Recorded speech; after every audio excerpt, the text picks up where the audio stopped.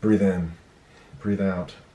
Hello. I hope you all are well. Today we're going to be going over the bass that I made for my remake of Friends with Benefits by Brakence. I spent 2 weeks of just every morning trying to make this bass. I recently got access to the stems and I actually wasn't that close to the original. However, the way it fits together in the mix actually sounds pretty similar. So today we're going to be going over how I did it and we're going to be building it from the ground up. To do it exactly like this, you're going to need Serum. However, you can accomplish a similar effect on basically any bass patch for any VST as long as you have a noise generator or some version of it. And some of the techniques used are just applicable everywhere. So hopefully this is going to be helpful for you guys because I learned a ton trying to make this. I hope I can pass on some of that knowledge to you guys. Alright, so we're going to be looking at this part right here, the high on the IG part, because you can really hear how the bass affects the hats, the guitars, and the voice. First, we're gonna listen to his. I'm high on IG, flirting with a couple homies. I said I'm too eager, couldn't keep it, she told. So looking at how the bass sounds in the mix, you can hear there's a lot of high-end noise. The bass itself is distorting the entire mix as well. So the hi-hats are getting messed up, the vocals are getting all blah, blah, blah, and so are the guitars. Now this is mine.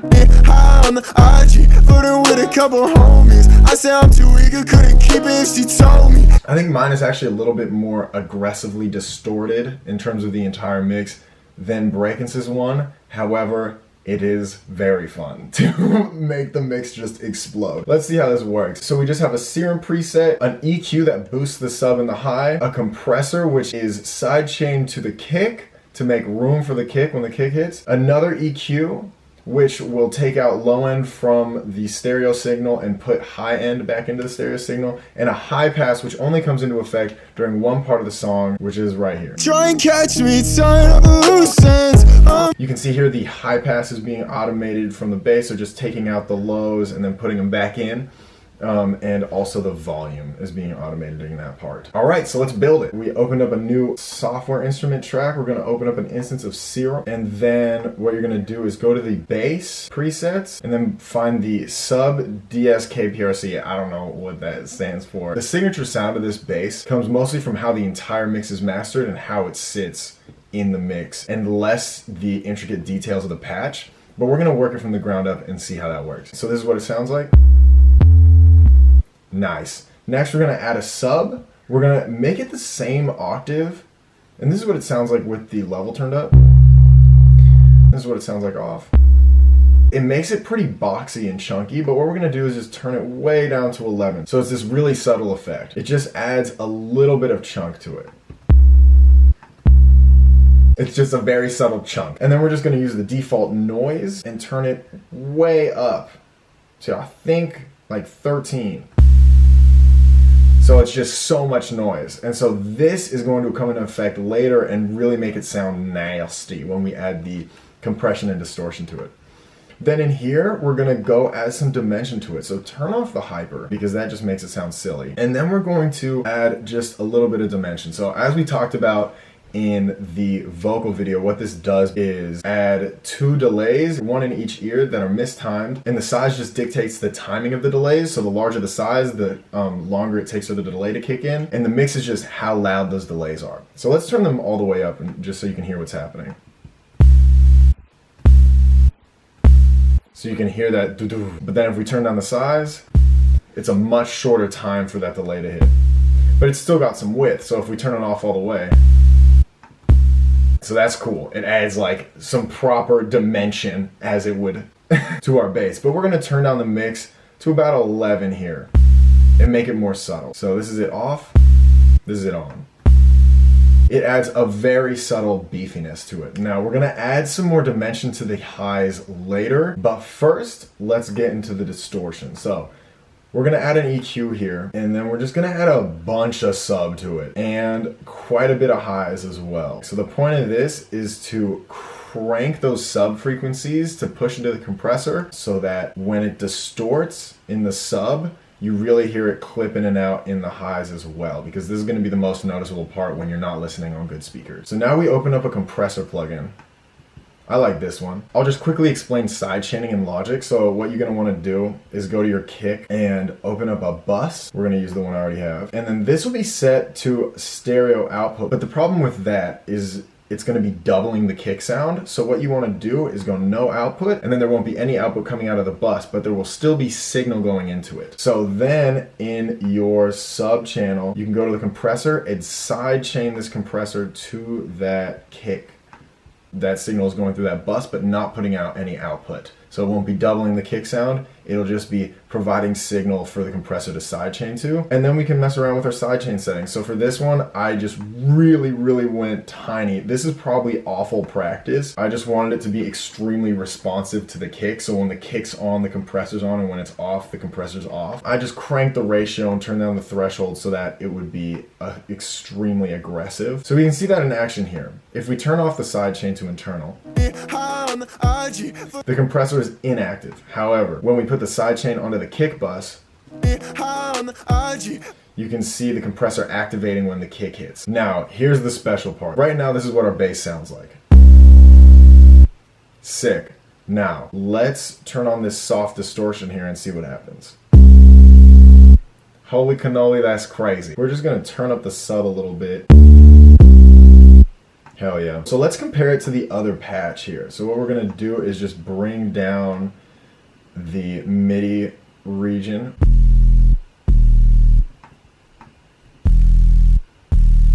Right, so it's close, but it sounds like we need more noise. So we're gonna add another EQ, but this time we're just gonna process the sides.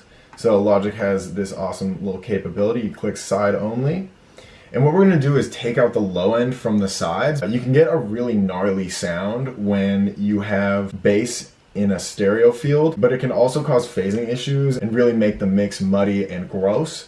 So we want a little bit of that, but what we're gonna do is just cut out quite a bit of the lows. So everything below 100, I just want that to go away, and then we're just gonna ease them back in to the sides as it gets nastier, and then in the highs, we're just gonna make it insane. We want our stereo highs to just be huge. And now that we've done some subtle side processing, we'll have a listen.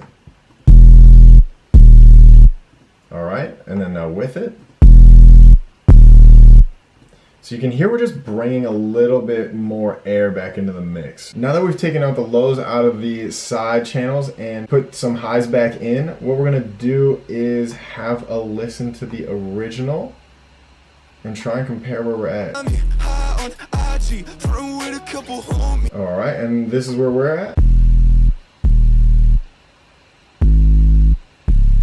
All right, so I think that's sounding pretty close. I just want to touch on another thing you can do to really widen the highs of a bass. One thing to look into is multiband compression, but another thing, which we're going to look at right now, is using stereo delay and ascend, which we touched on in the Brakence vocal chain video.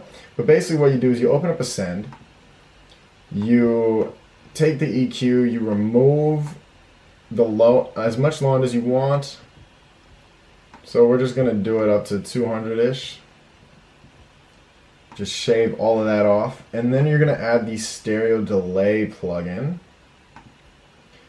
And then from here, you turn off the tempo sync, you bring this down to 15 milliseconds, and what we're doing here is basically just replicating that dimension plugin in the Serum effects rack, but we are EQing it as well. So we can low cut up to 200, high cut wherever we want, as well as do a more specific channel EQ. What this is gonna do is put in some delays that are EQ'd to this at this time. So turning up the size of that dimension plugin would be the equivalent of turning up the delay times. I'm just setting it to 15 and 30. That's like a basic, it's wide, but it's not too delayed. This is what it sounds like turned off. And this is what it sounds like turned all the way up. Pretty sick. So you can add a little bit of a pizzazz with that. So we're gonna turn that off just because I don't really feel like it needs it. As I said before, the channel strip is important, but what's really important is how it sits in the mix. On the stereo out, where the entire mix is going into, I just put on this little EQ here where I just shaved some highs and took out some annoying high end. I'm really not trying to do any special mastering. The important thing was this compressor. So I did some compression on the entire track where I had a really low ratio, highest threshold, just trying to get a little bit of gain reduction on like the louder parts and even out the level of the song. But the most important part is this hard distortion here, because what that's doing is annihilating the mix when the bass comes in. So this is what it sounds like before the bass comes in, the mix. I can take this shit lightly. If you want it, bass. you know where to find me. High on the IG, flirting with a couple homies. I say I'm too eager, couldn't keep it if she told. First, let's look at it without compression. High on the IG, flirting with a couple homies. I say I'm too eager, couldn't. All right, and now we turn on the compression and the distortion. So this is going to turn up the volume, and it's also going to distort the signal. High on the IG, flirting with a couple homies. I say I'm too eager, couldn't keep it if she told me. So that's pretty good. As is good practice, we put a limiter on the master. Didn't turn it up too much, we just turned up 2.5 dB of gain because it was already doing some reduction because we had it hitting 0 through the compressor, hitting the distortion. High on the IG, flirting. However, we wanted just a little bit more distortion because if we listen to Brakence's song, High on IG, flirting with a couple homies. ours is pretty close to that. Let's listen. High on the IG, flirting with a couple homies. I said, But he's still got a little bit more bite to his mix. So what we did is we added a limiter just to really level out the sound here. And this is what it sounded like. high on the IG, flirting with a couple homies. I say I'm too eager, couldn't keep it if she told me. Keep it. So we can ease that back a little bit if we need to. It's doing 6 dBs of gain reduction, which is pretty intense. Normally you don't really want to go above 4, but this is a dirty mix, so we want to make it dirty.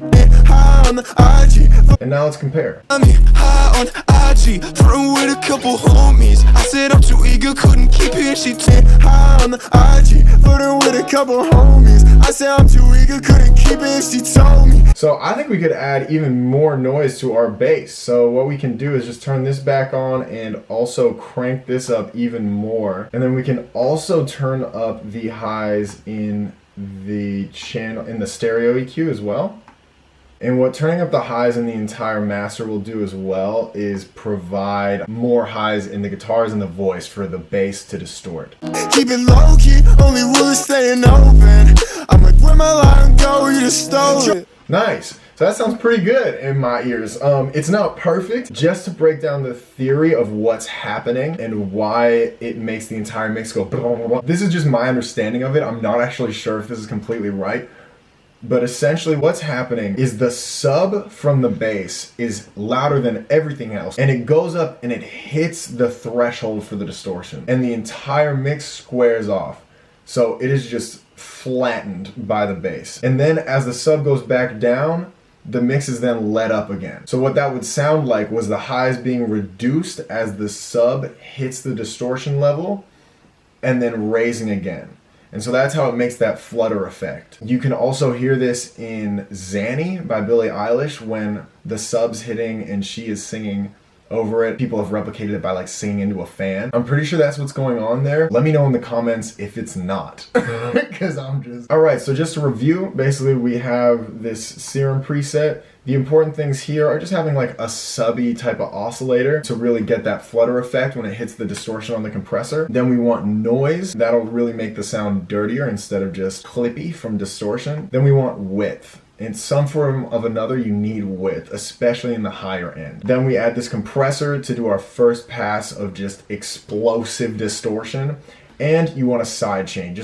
This one, the ratio was just ridiculous. It was a lot of compression, but you can adjust that as much as you need. Then we looked at the next channel EQ, which was just taking the lows out of the stereo field and adding more width to the highs using the side processing in the channel EQ. And then we have the option of adding another widening effect using this stereo delay in Logic. And then to finish it all off, we looked at this master bus here where we add a little bit more highs in the EQ, the final compressor, which had some mastering compression, which we didn't really go into. I will leave links for us to go over. And then the final distortion, which will just obliterate the mix as the bass surpasses that distortion threshold. Finally, we added a limiter to just really round off that effect and add the final pass of crunchiness to the mix. Alright, and that is how you would make a Brakence style bass in Serum. This will probably be the last video I do on this remake because I think I covered all the questions that I got on the remake. Let me know if this was helpful, and especially if you have any questions, definitely leave a comment because other people will probably have that question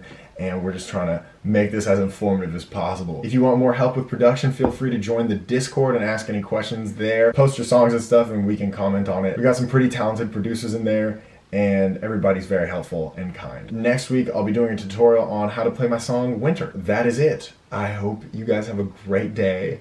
Stay safe, stay healthy, lots of love. I'll see you guys next week. I'm Bryce, and thanks for being part of my life. Wow. Dude, yo, ending videos is so fucked. Alright. The voice is cool, because I guess you get everything out. You don't have to type forever. You hear your friend's voice.